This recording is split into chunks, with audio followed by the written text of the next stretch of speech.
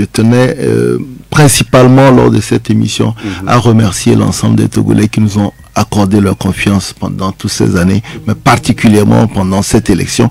Je pense quand même que les gens avaient besoin, que ce soit nos militants, que ce soit nos sympathisants, que ce soit le Togolais lambda avait besoin de cette parole-là, de remerciement. C'est le premier élément qui m'a fait sortir de mon silence radio, comme on peut le dire. Et je tenais quand même à faire cette précision avant peut-être de rentrer dans le vif du sujet. Ce serait probablement peut-être l'une de mes dernières sorties concernant...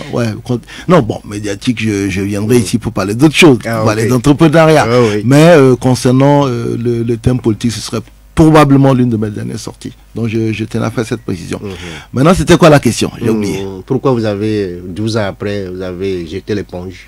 Non, vous savez, c'est d'abord, il faut aussi le préciser, c'est d'abord un cheminement individuel. Vous rentrez en politique, quelle que soit la personne, vous rentrez en politique parce que vous avez des convictions, parce que vous avez des ambitions, et vous pouvez aussi vous retrouver à un moment, toujours dans ce cheminement individuel, amené à prendre de grandes décisions comme celles qu'on a prises. Donc, je crois que, vous savez, moi, j'ai un parcours assez atypique. Tout le monde le sait au Togo, ancien militaire, chef d'entreprise ensuite en politique en 2012, avec la politique autrement. Et je crois que la décision que j'ai prise est surtout fonction d'une élection particulière, qui est l'élection du 29 avril 2024. Dite particulière? Oui, vous savez, j'ai fait plusieurs élections. J'ai fait les élections de 2013, élections législatives, élections présidentielles de 2015, élections législatives de 2018, élections municipales. On n'en parle pas suffisamment. Élections municipales de 2019. Et ça, c'est ma 4e élection en tant que candidat. Et je peux dire que ce que j'ai observé pendant cette élection, je ne vais pas dire que m'a apporté un coup, mais m'a amené à réfléchir sur le sens de ce que nous faisons lors des élections. Parce qu'on en a fait d'autres, et cette élection particulièrement m'a amené à me poser des questions fondamentales. Est-ce que ça vaut la peine? C'est ce que je l'ai dit, j'ai vu que vous avez passé un truc. Est-ce qu'il y a nécessité de préparer une élection? Souvent une élection se prépare, parfois même pendant plusieurs années. D'aller à la campagne, ensuite d'aller le jour du scrutin, et se rendre compte que ce soit dans la zone où j'ai fait campagne, c'est-à-dire l'Est Mono, ou dans l'ensemble du pays. Nous avions 40 candidats à travers l'ensemble du pays. C'est énorme. Donc nous étions présents dans 40 listes, dont 22 au niveau des législatives et 18 au niveau des régionales.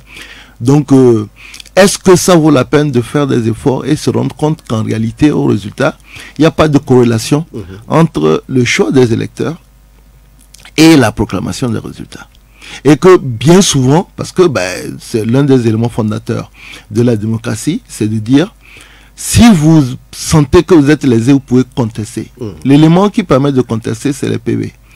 Et si vous faites une élection où on vous prive même de la possession des PV pour éventuellement faire des recours, vous vous posez la question, est-ce que ça vaut la peine? Est-ce clairement vous voulez dire que les élections ne servent à rien finalement? Je précise encore particulièrement les élections du 29 avril 2024. Voilà. Je précise parce que en réalité, quand on ne comprend pas cela, on généralise. On peut généraliser, poser la question, dire mais est-ce que c'est la première fois? Moi j'ai fait, je vous ai dit, j'ai fait les élections législatives de 2013. C'est vrai que les gens se demandent est-ce que c'est la première fois. Voilà, non, bien sûr, non, c'est ce que je rappelle. Moi j'ai fait les élections présidentielles de 2015, j'ai eu 1%. Là, aujourd'hui, on m'attribue quasiment 8 000 ou bien 9 000 voix dans l'Est Mono. Aux élections législatives de 2013, j'avais à peu près le même pourcentage à Lomé. C'est-à-dire que j'avais quelque chose comme 8 000 voix aussi à Lomé. C'était ma première élection. Donc, si j'ai pu avoir 8 000 voix sur une... sur tout ce beau nombre-là. Sur une population de plusieurs centaines de milliers à Lomé, et que je n'ai jamais trouvé ça contestable et que j'ai continué ma voie, c'est parce que justement quelque chose s'est passé particulièrement. Au-delà des PV que vous n'avez pas, quels sont les autres non, vous savez, éléments de ce fraude de l'entrée-greffe que vous dénoncez? Il y a 3 éléments sur lesquels il faut prendre en compte. Le premier, je l'ai dit, c'est que ce que vous avez On a vu ça, il y a eu plein de vidéos qui ont circulé. Moi, dans ma zone, dans l'Est Mono, on m'a appelé sur 3 cas particulièrement, où on a surpris des gens en train de bourrer les urnes. Il y a même le superviseur de la CENI dans la zone, dans ces zones-là, qui est allé ramasser même le surplus. Je suis allé le constater. Mais bon, je dois être honnête aussi, c'était pas la chose la plus visible, parce que on m'a fait cas de 3 ou 4 cas de cette nature. Contrairement à ce qu'on a vu dans d'autres préfectures, je le dis encore, nous étions présents dans 40 préfectures. Donc, c'était pas 40 CELI plutôt. C'était pas le plus massif. Maintenant, après, ce qui se passe, c'est le deuxième cas, c'est ce qui se passe au dépouillement. Au dépouillement, c'est que il y a eu dans beaucoup d'endroits. Vous êtes interdit d'assister dans beaucoup d'endroits où les PV n'ont pas, nos éléments n'ont pas pu avoir accès au PV. La raison. Parfois même, ils ont été carrément chassés des bureaux de vote. Et nous avons dans la préfecture, il y avait 324 bureaux de vote. Nous avons mis un système de collecte des PV et des résultats à plusieurs étages, mais au résultat, c'est que nous avons pu avoir accès à 151 PV uniquement, parce que les autres n'étaient pas accessibles. Donc ça, c'est le deuxième cas. Donc en dehors des cas où on les a empêchés. On aurait aussi appris que... Et puis, attendez que je finisse. Le troisième élément, et qui est l'un des éléments aussi très importants, c'est de se rendre compte que, au fait, une bonne partie de nos représentants, c'est-à-dire que des représentants que nous avons dans les bureaux de vote, jouent un jeu malsain. Parce que quand vous prenez des PV, par exemple, où vous dites, je donne un exemple, nombre de votants, nombre d'inscrits, 290. Nombre de votants, 290. Ça, c'est le premier élément, c'est que on peut même, je pense, pour les élections soviétiques, vous pouvez pas avoir le nombre de votants. Tout le monde a voté. Tout le monde a voté. C'est-à-dire qu'il n'y a pas eu de malade, il n'y a pas eu de blessés, personne n'a voyagé. C'est mieux parce qu'ailleurs, même le nombre de... dans certains endroits, le nombre de votants est dépassé. Voilà. Nous, on l'a même eu aussi, sans tenir compte des procurations. Premier élément. Mais le deuxième élément, c'est que vous vous rendez compte sur le PV, et je les ai, ces PV-là, je les ai scannés, je les conserve pour plus tard, parce que vous avez vu le recours, ça sert à rien, pratiquement. Donc, vous avez 290 inscrits, 290 votants, et puis, sur le dépouillement, vous avez 290 pour un parti, et pour les autres partis de l'opposition, 0000, y compris pour votre parti, qui avait donc le représentant même n'a pas voté pour le vote. Et ça, je peux dire que vous avez un grand nombre de bulletins qui sont sur cette configuration-là. C'est pour ça que je vous dis que sur le fond, c'est pas une question de on vous a triché, mais c'est aussi une question de que vos propres représentants ne jouent pas le jeu. Donc, comment est-ce que vous voulez que avoir un système électoral où les gens qui sont supposés vous représenter jouent le jeu contre même pas pour vous. Non, mais c'est même pas qu'ils ne votent pas pour vous, ils votent contre vous.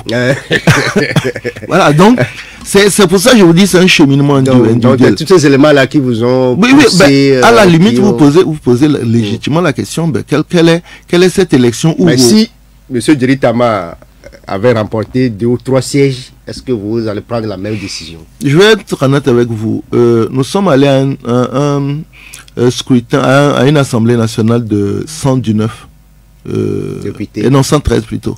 113 députés. En toute honnêteté, maintenant les gens peuvent me croire, ils ne peuvent pas me croire. On serait rentré à l'Assemblée nationale, on serait retourné à l'Assemblée nationale avec 1 ou 2 députés que je n'aurais pas senti aussi la nécessité de continuer.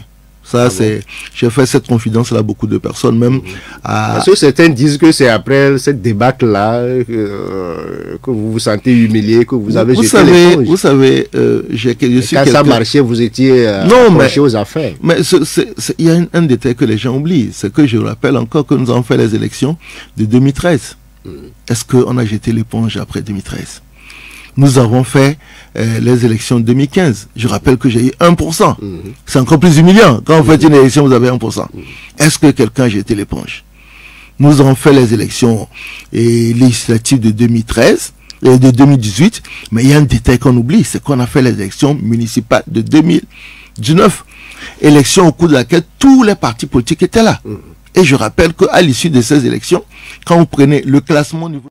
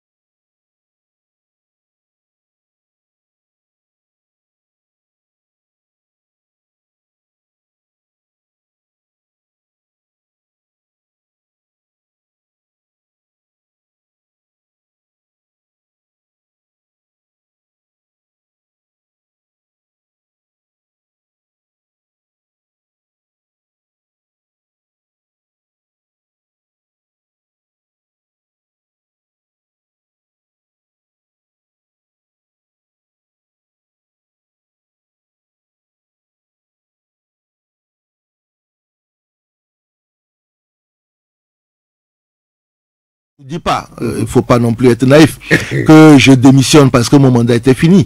Je dis, il y a eu une situation, et cette situation-là m'a mené à considérer mon engagement politique. Est-ce que ça vaut la peine dans les circonstances où tous les efforts que vous faites en amont sont absolument annihilés par des contextes qui interviennent au moment fatidique du dépouillement et de la proclamation des résultats. Est-ce que ça vaut la peine? C'est la question. Monsieur Deritama, il y a certaines langues aussi qui affirment que 12 ans que vous avez passé sur la scène politique, vous étiez en mission au sein de cette opposition togolaise, que vous avez fini votre mission. Vous étiez à la solde de gens qu'on ne veut pas citer. Mais dessous, que vous avez fait votre mission, que vous partez, vous savez, que vous l'avez accompli. Vous savez, il y a quelque chose... Vous n'étiez jamais être greffé un opposant sérieux. Vous savez, il y a quelque chose que j'ai remarqué dans la sphère politique togolaise, c'est les préjugés. Et il est évident que tant que nous serons sur ces préjugés, nous aurons aussi beaucoup de mal à avancer. Un homme du Nord ne sera jamais, dans l'esprit de certaines personnes, un vrai opposant. Un homme comme moi, dont la mère est de Pia, donc Faure Gnassingbé, c'est mon oncle, ne sera jamais dans l'esprit de certaines personnes un opposant. Et ça, c'est quelque chose que j'ai vécu depuis que je me suis engagé en politique. Vous savez, nous avons fait la coalition Arc-en-Ciel dès 2012. Et dès 2012, j'entendais toujours, ouais, Deritama, c'est une taupe. Et puis non, il y a un élément que j'oublie. Un ancien militaire ne sera jamais un opposant. Dans son propre pays. Voilà, dans son propre pays. Parce que combien de fois j'ai pas entendu, mais comment lui peut quitter l'armée et devenir un politicien? Il est en mission. C'est dommage parce qu'avec ces préjugés, on ne fera jamais, on ne réalisera jamais une sorte d'unité d'intention. Parce que d'un côté, vous avez ce que nous avons vécu. Vous savez, notre parti, le NET, a été le seul à s'être opposé à la révision constitutionnelle à l'Assemblée nationale. Donc d'un côté, vous êtes pourfendu par les gens du pouvoir qui considèrent que, à tort ou à raison, que vous les avez trahis, puisque vous avez fait 5 ans à l'Assemblée nationale, où en tant que centriste, sur beaucoup de positions, vous avez dit, ok, ça peut passer. Et puis de l'autre côté, vous avez les gens qui ont des préjugés, mais on peut même à la limite même dire tribalistes, qui considèrent que, de par votre origine, de par votre historique, de par votre passé, vous ne serez jamais, au grand jamais, un opposant. Parce qu'en fait, on a l'impression que être opposant au Togo, c'est une marque déposée qui appartient exclusivement à certaines personnes et que d'autres personnes, quelles que soient les qualités, quelles que soient les souffrances qu'ils ont, ne seraient jamais de vrais opposants.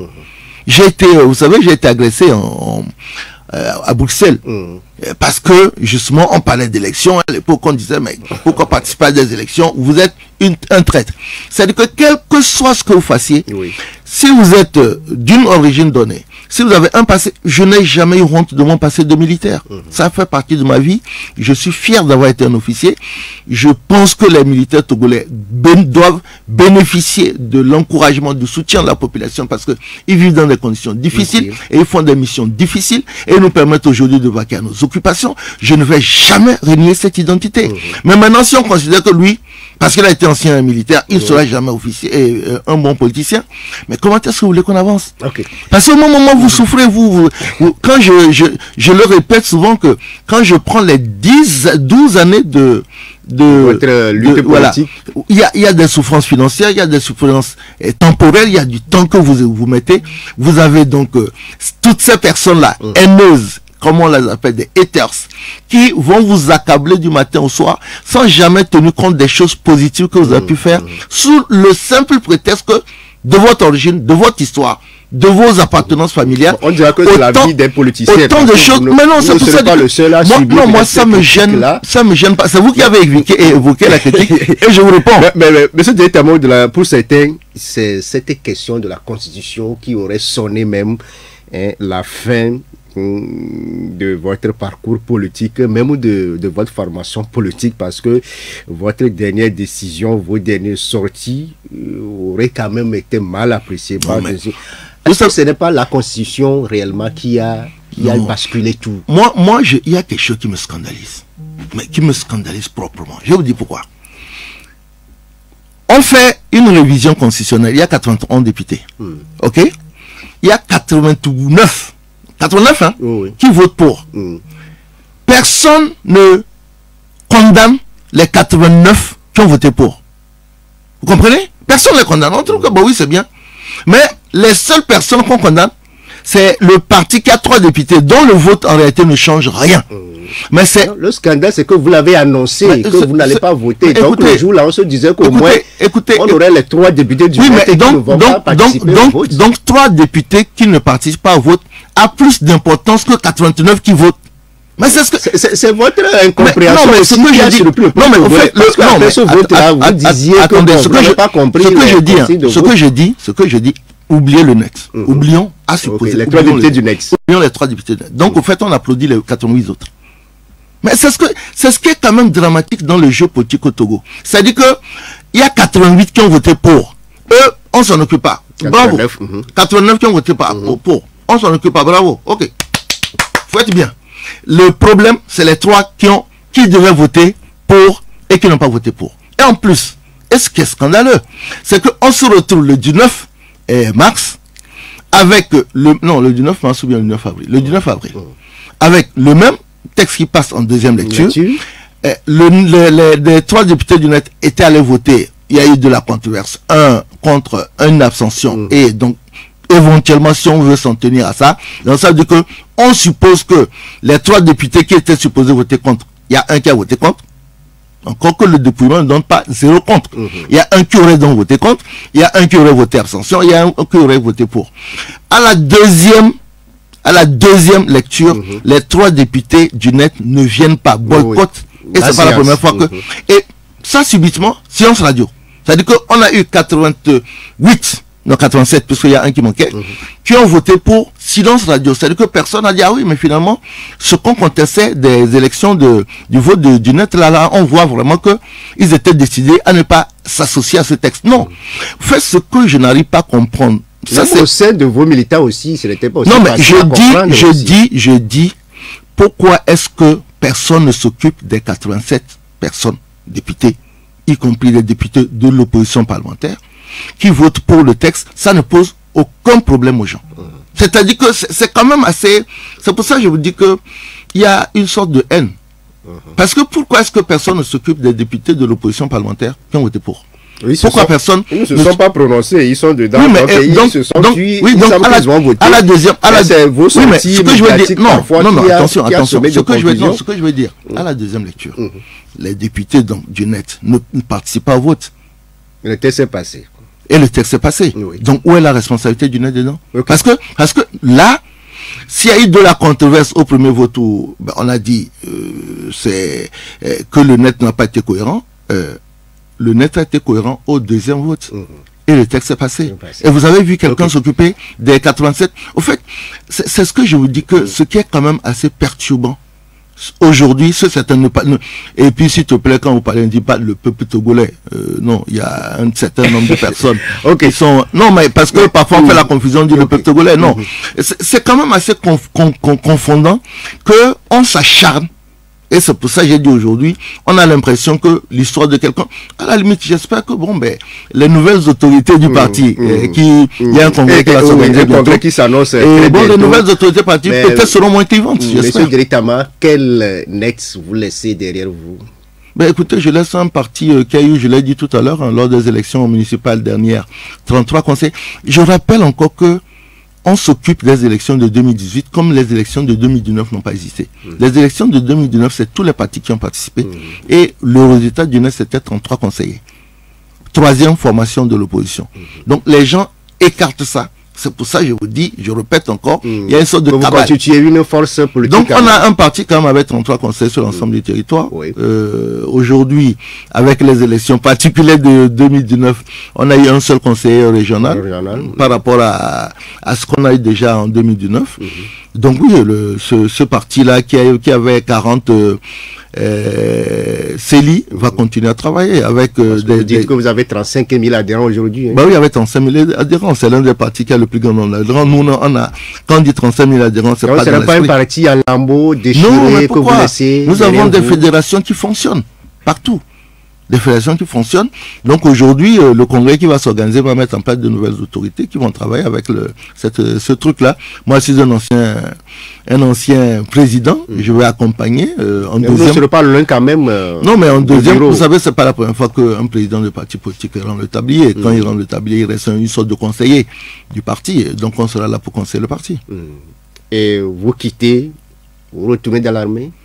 Ben non, j'ai démissionné de l'armée. Vous savez, j'ai jamais cessé d'être chef d'entreprise. Je vis de mes entreprises. Quand j'entends des gens dire ouais, mais que c'est des gens, nous sommes, j'aime bien l'expression buveur de lait, ça me fait marrer parce que certains ont dit que la vache laitière peut être décédée. Ben, excusez-moi du peu, c'est qu'en 2012, les petits plaisantins qui sont sur les réseaux sociaux qui te parlent. En 2012, je pense que vous étiez déjà dans le journalisme. Quand on a lancé le net, on avait l'un des sièges les mieux organisés, le plus cossu, à Nukafu. En 2012, on a mis 20 millions pour lancer le parti. Tous les petits plaisantins là qui font les malins sur les réseaux sociaux. Que quelqu'un me montre la capacité de débloquer cet argent-là pour lancer un parti politique. En 2015, on était candidat aux élections présidentielles. La caution, c'est combien? 20 millions. Les petits plaisantins là, ils ne commenceraient pas ici de montrer votre capacité financière. Non, mais ce que je veux dire, c'est parce que non, je le dis pas. Mais aujourd'hui, vos préoccupations à prochaine, je vous dis que je le dis parce que tu as des nigauds qui viennent te dire, vous êtes allé boire du lait. Alors que vous avez fait quasiment sur 12 années de participation politique, on a juste fait 5 ans à l'Assemblée. C'est un de vos confrères même qui vous l'a dit à l'Assemblée, parce que vous-même, vous n'avez pas recadré, les gens auront quand même ce plaisir-là de le répéter. Écoutez, vous savez, là aussi parfois il faut situer les choses dans le contexte. Quand vous faites les intentions de vote, chacun fait son discours. Donc quand vous avez fait votre discours et que quelqu'un finit son discours avec des accusations qui sont malsaines, vous ne pouvez pas reprendre la parole. Vous ne pouvez pas reprendre la parole, mais ça, je peux vous dire que ça a été réglé. Et on bien sûr. Voilà. Mais maintenant, après, moi, ce qui est particulier, Gildas, je vais te dire, au Togo, on pourfend plus les opposants qui travaillent dans des conditions difficiles que le parti au pouvoir. C'est quand même sidérant. C'est-à-dire que les gens, du matin au soir, leur souffre-douleur, leur tête de truc, c'est les opposants.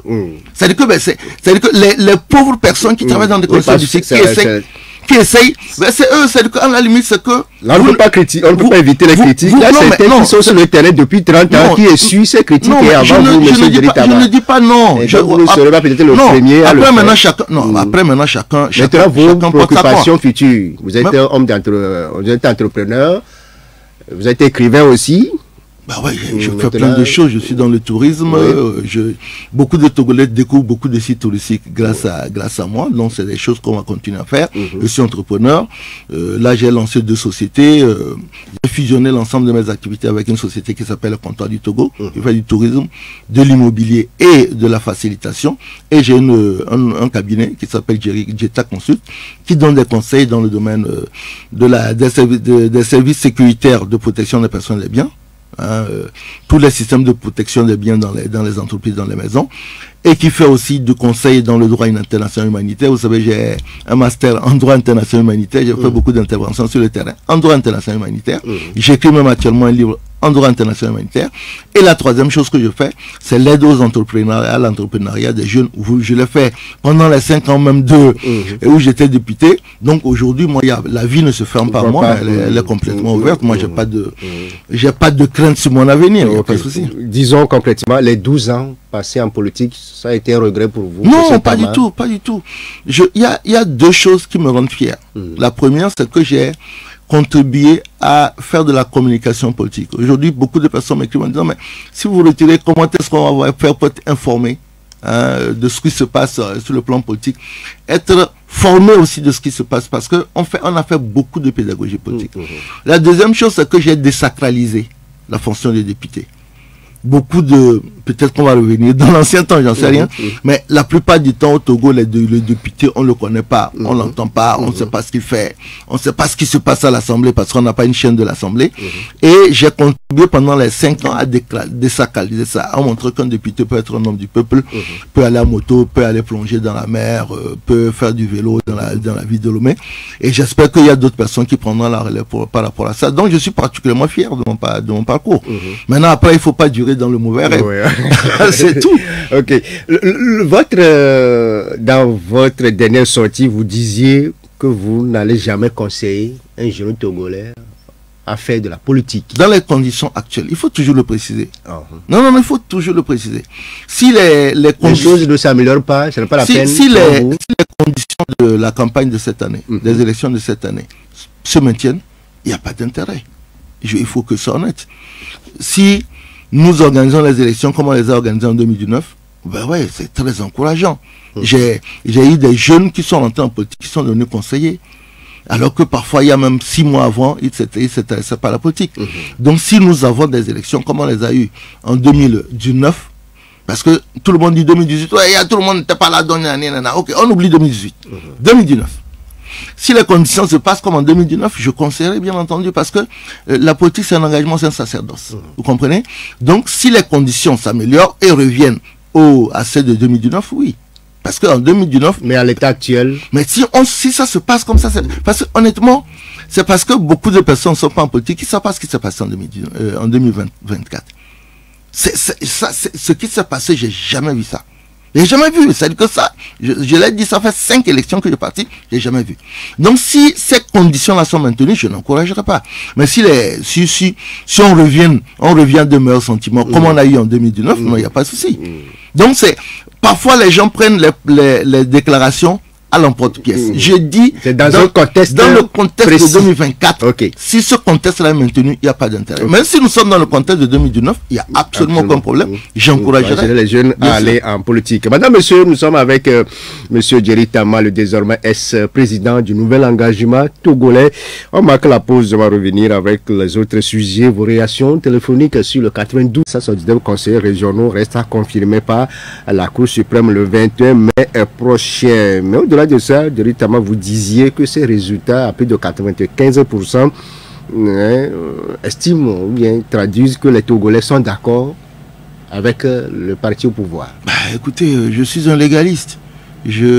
On fait une élection dans mon pays, les institutions républicaines de mon pays donnent les résultats. Je prends acte. Qu'est-ce que vous voulez qu'on fasse? On prend acte. C'est-à-dire qu'aujourd'hui, 108 sur 113, ça fait 95%.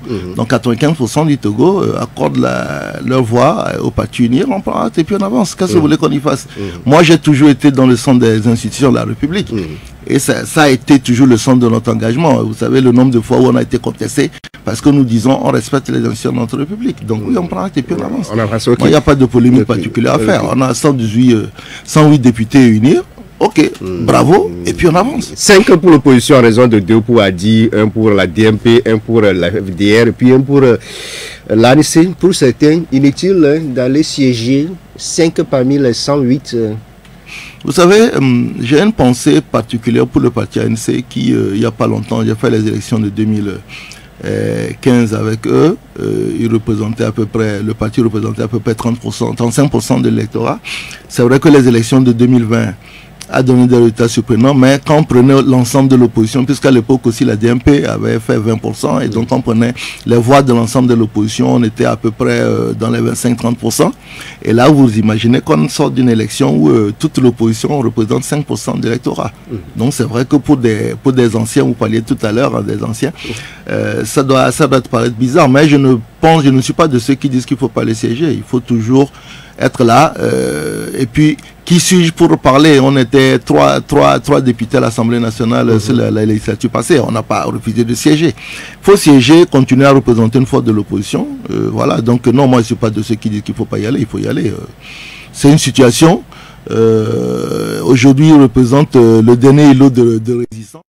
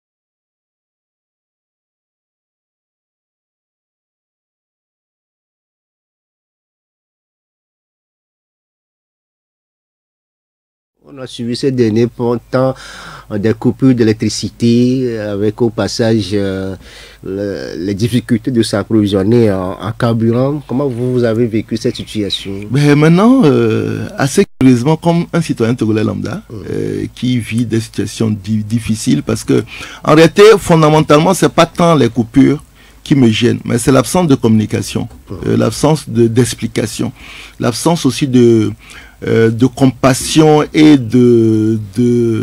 d'empathie. C'est-à-dire que le citoyen aimerait savoir que ce qui se passe et que l'autorité, le gouvernant, sans la même douleur que les citoyens.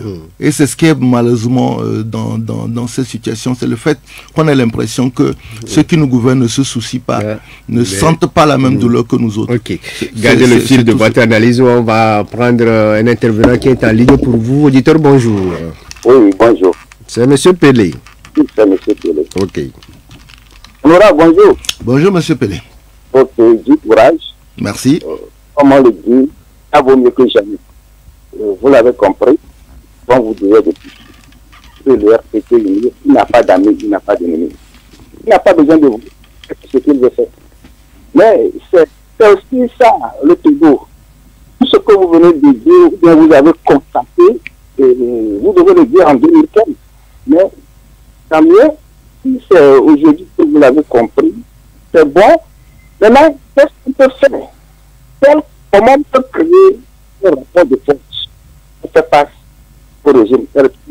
Donc vous avez constaté que la Cour constitutionnelle, dont on parle que sa décision est inattaquable, ne se retrouve pas dans les 14 000 de vote, mais elle dit que sa décision est inattaquable. Okay. Comment on peut créer ce rapport de force? Ok, merci beaucoup à vous, M. Pelé. Komi, bonjour. Bonjour, Komi. Allô? Bonjour. Oui, bonjour. Ok. C'est un ami sincère à moi, mais il ne me connaît pas. Parce que je l'avais titillé au départ de leur législature en le dénommant député nommé, qui l'a énervé. Donc, ami sincère, bonjour. Bonjour. Et suivant l'ancienne législature, ou bien l'ancienne constitution, vous êtes toujours en fonction, n'est-ce pas? Oui, là, jusqu'à la prise de fonction de nos... Voilà, voilà. Et c'est maintenant que vous devez faire valoir cet alinéa qui dit que vous êtes en fonction jusqu'à la prise de fonction des nouveaux élus. Et que maintenant, nous avons un problème de délestage. Qu'est-ce qui vous empêche de convoquer la dame Aziablé qui est responsable ministre des Énergies? Qu'est-ce qui vous bloque? Deuxième préoccupation, en ce temps-là, on disait quelqu'un laisse, quelqu'un prend. Voilà. Maintenant, ils n'ont pas laissé, vous n'avez pas pris. Et ça ressemble à Goliath qui va à la guerre rencontrant David et fuit la guerre, laissant les troupes en débandade. Voilà. Et espérons que vous êtes de l'opposition et que vous démissionnez. Où est-ce que vous laissez cette population qui vous a tout temps, ou bien qui est disponible à vous, et vous les confiez maintenant à qui? À l'oppresseur. Ok. Merci beaucoup à vous, Komi. On prend derrière vous, M. Gado. Bonjour, M. Gado. Bonjour, Judas. Oui, bonjour. Honorable, bonjour. Bonjour. Mais vous avez rompu le contrat entre nous de vous voir un jour à la présidence. Mais c'est pas grave, c'est la vie. Mais vous savez, l'opposition subit beaucoup de choses dans ce pays à propos des élections. Il n'y a que 10 élections propres. 92 et lors de l'indépendance, c'est tout, hein. Mais moi, ça m'a étonné que vous n'avez pas compris tout ça. Oui, il y a beaucoup d'élections frauduleuses dans ce pays. Ce n'est pas la première fois, ne vous étonnez pas. Merci, bonne journée. Bonne journée aussi à vous, M. Gado. Derrière vous, c'est M. Noukounou. Bonjour. Alors, bonjour, président. Bonjour, M. Noukounou. J'espère que vous allez bien. Oui, je vais bien, bonjour. D'accord. Président, je pense que vous pouvez toujours avoir une possibilité de mûrir encore votre décision, parce que c'est une décision apparemment prise sous le coup de l'ambiance. Non, du tout, du tout. Oui. Bon. Maintenant, j'ai une préoccupation personnelle. et qui est celle que je me demande. Est-ce que nous, les Noirs africains, nous ne sommes pas faits pour réaliser quelque chose de beau, de réaliser des exploits, pour susciter l'admiration, le respect du monde? Est-ce que si les Blancs réfléchissaient comme nous, ils seraient en mesure de fabriquer des avions, des yachts ou des armes que nous tenons en main pour jouer au tout-puissant sur nos propres frères? Est-ce que nous avons pas un problème de mentalité, nous les Noirs africains? C'est ma préoccupation. Ok. Merci beaucoup, Sébastien Nokounou, président du Ton de la jeunesse patriotique. On prend Waris. Bonjour, Waris. Bonjour, président. Bonjour. Bonjour, Waris. Je viens de poursuivre, pas suivre le président. On dit d'abord félicitations parce que. Allez-y, on vous suit, monsieur Waris. Est-ce qu'il est toujours avec nous? Le président, l'honorable, a montré la voie. Waris, revenez-nous rapidement, le temps de prendre M. Agbouvon depuis Zanguera. Bonjour. Bonjour, M. Gildas. Oui. Bonjour, M. Jerry Tama. Bonjour, M. Agbouvon. Ok. Courage, hein. Merci beaucoup. Ok. Et que répondrez-vous à nous, ou bien au peuple togolais qui pense que vous avez abandonné la troupe en pleine guerre? Parce que vous savez que nous sommes au Togo et que tout est possible. Si aujourd'hui vous êtes juge et le chef de l'État vous nomme comme juge constitutionnel, président à la Cour constitutionnelle, est-ce que vous aurez le même verbe rejette, le verbe rejeter là que notre président conjugue tous les temps? Merci beaucoup. Merci beaucoup à vous, M. Agbouvon. C'est fini pour les réactions téléphoniques. On va aller rapidement avec M. Pelé, le tout premier à nous appeler comme d'habitude, qui salue votre courage. Pour vous, c'est comme si Uni n'a pas besoin de vous. Je n'ai pas compris. Il a dit il n'a pas besoin de vous. Ben, il a dit par rapport à ces élections en 2015, en 2018, il dénonçait les mêmes griffes parodies d'élections. Mais aujourd'hui, comment créer ce rapport de force-là? Moi, je sais pas, vous savez, au Togo, beaucoup de choses ont été tentées. Quand j'entends les gens dire, ouais, mais il faut l'union de l'opposition. Il y avait l'union de l'opposition en 2010, il y avait l'union de l'opposition en 2013, il y avait même une certaine union de l'opposition en 2015. Et les résultats n'ont jamais été là. Donc, bon, peut-être que ceux qui vont venir après nous trouveront une solution, j'en sais rien. Mais il y a, nous, on a été dans les regroupements de l'opposition, à Canciel, le CAP 2015, ainsi de suite. Il y a eu C14, sans compter la CST et tout ça. Donc, il y a eu beaucoup de choses qui ont été tentées. Il y aura peut-être d'autres choses qui viendront sûrement devant. Rien n'est éternel sur cette terre. Parce que disait que même les élections de 2015, de 2018 aussi étaient entre griffes. Oui, mais les élections de 2015, je l'ai dit tout à l'heure, quand je parlais de l'ANC, j'ai dit, moi j'étais candidat avec l'ANC en 2015, il représentait à l'époque 35% de l'électorat, et aujourd'hui, être réduit à un seul député à l'Assemblée nationale, il est évident que on doit pouvoir se poser des questions sur l'évolution politique du pays. Ok, pour M. Komi, c'est vrai que vous ne vous connaissez pas, mais il vous a admiré tant, c'est vrai qu'il vous a titillé au début de votre législature, que vous êtes député nommé, ce qui a tapé sur vos nerfs, mais aujourd'hui, il vous salue, mais par rapport à votre en tant que député aujourd'hui, jusque-là, c'est mardi peut-être prochain que la nouvelle législature va prendre fonction. Mais aujourd'hui, vous êtes toujours député de la 6e législature et que vous ne pouvez pas appuyer sur ce statut-là pour convoquer la ministre Mila Aziablé. Attention, les DLSA n'ont pas commencé maintenant, ils ont commencé il y a un certain mois, on a fait une interpellation par rapport à ça. Après, on est rentré dans la période électorale. Vous savez, c'est le vrai problème et la vraie limite des interpellations, c'est que quand vous interpellez quelqu'un, que ce soit oralement ou bien pas écrit, la personne vous donne la réponse qu'elle veut. Après, qu'est-ce que vous faites? C'est ça le vrai, c'est la vraie limite. Tu vois, tu dis, mais qu'est-ce qu'il y a? Pourquoi est-ce qu'il n'y a pas d'électricité? On vous dit, ouais, mais on a des problèmes. On a problème d'approvisionnement. Voilà, on dit, il y a des problèmes d'approvisionnement. Là, aujourd'hui, nous apprenons que le Nigeria réduit sa fourniture, machin truc. Donc, on vous donne cette réponse, elle fait quoi? C'est ça le problème. Quelqu'un laisse quelque part, il a certains de vos je n'ai jamais dit ça, qui avaient chanté. Mais pourquoi, en tant que militaire, vous laissez le troupe en plein non, mais non, là on n'a pas laissé les troupes. Je l'ai dit tout à l'heure. Il y a le capitaine qui quitte non, le bateau. C'est pas un capitaine qui quitte le bateau. C'est-à-dire qu'aujourd'hui, en dehors du contexte particulier de cette élection, le NEF, c'est 35 000 adhérents. Et puis là, je vous ai dit, d'ici le mois de juin, il y aura un congrès. Il y a une nouvelle sève, une nouvelle dynamique qui va prendre la tête du parti. Hier, je rigolais en disant à quelqu'un que j'ai fait une jospinade. On peut considérer aussi que les gens ne voient pas en fait la chose aussi sur notre angle. On peut considérer aussi que je suis un capitaine qui a échoué et qui est parti donc de 3 députés à l'Assemblée nationale et qui se retrouve avec 0 et qui peut tirer par conséquent les conclusions de son échec et passe le flambeau. Donc aujourd'hui c'est une manière pour vous de contester avec véhémence ces résultats-là démissionnaires, parce que pour certains il faut attendre le congrès pour quand même passer la main. Non, mais après, maintenant, je ne fais pas la volonté de certains. Je fais ce qui me concerne. Et je pense qu'aujourd'hui, le bureau national, on a eu plusieurs réunions au niveau du bureau national. Parce que vous avez dit que c'est une décision bien mûrie. Voilà, on a discuté ensemble et aujourd'hui, je peux vous dire que mon bureau national a complètement approuvé la décision qui est la nôtre. Et c'est pour ça qu'on organise avec sérénité un prochain congrès. Donc, voilà, maintenant, après... chaque matin, quand je me lève pour prendre une décision, je ne me pose pas la question de savoir qu'est-ce que les gens vont penser. Ok. Pour M. Noukounou, que vous connaissez très bien, est-ce que c'est une décision irrévocable?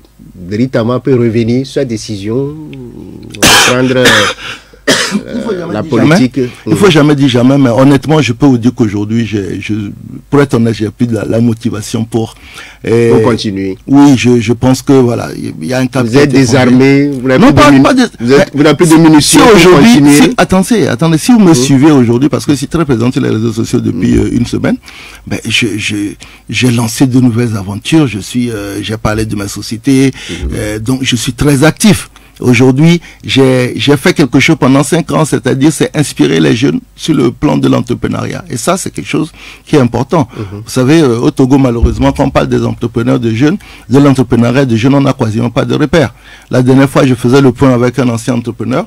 On se rend compte que c'est difficile, et faites-moi cet exercice-là, de montrer un jeune entrepreneur togolais qui a réussi à partir de 0. C'est extrêmement difficile. Il y en a qui s'en sortent, qui tiennent les câbles, mais c'est extrêmement difficile. Donc, on peut aujourd'hui apprendre ça parce qu'on n'a pas d'école de l'entrepreneuriat au Togo. C'est une école de vie, c'est une école de terrain.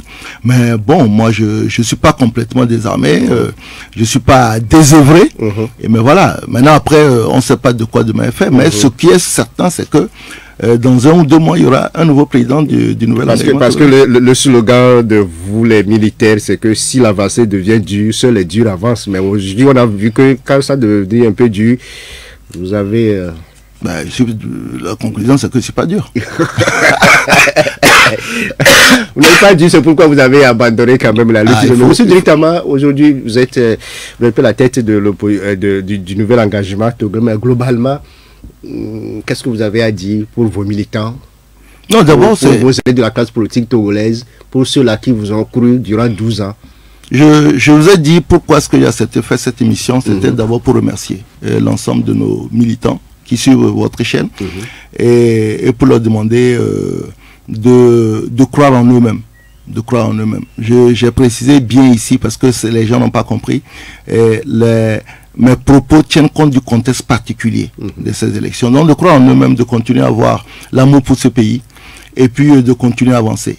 Et pour les leaders de l'opposition, je peux dire que d'abord je vais présenter mes excuses à certains parce qu'il m'est arrivé parfois d'être un peu dur, même si la plupart du temps c'était en réponse aussi à certaines positions. Combien de fois nous n'avons pas eu des paroles très peu amènes nous traitant de béquilles du pouvoir et tout ça. Donc ouais, parfois c'est pas des choses qui sont faciles à entendre, mais j'aimerais quand même leur présenter à ces années-là certains postures, parce que vous l'avez bien dit dans cette émission, certains, ça fait plus de 30 ans qu'ils sont dedans, et qui suis-je, moi qui ne fais que 12 ans et qui jette l'éponge, à donner des leçons à des gens qui sont là depuis 30 ans. Donc leur courage est admirable, leur courage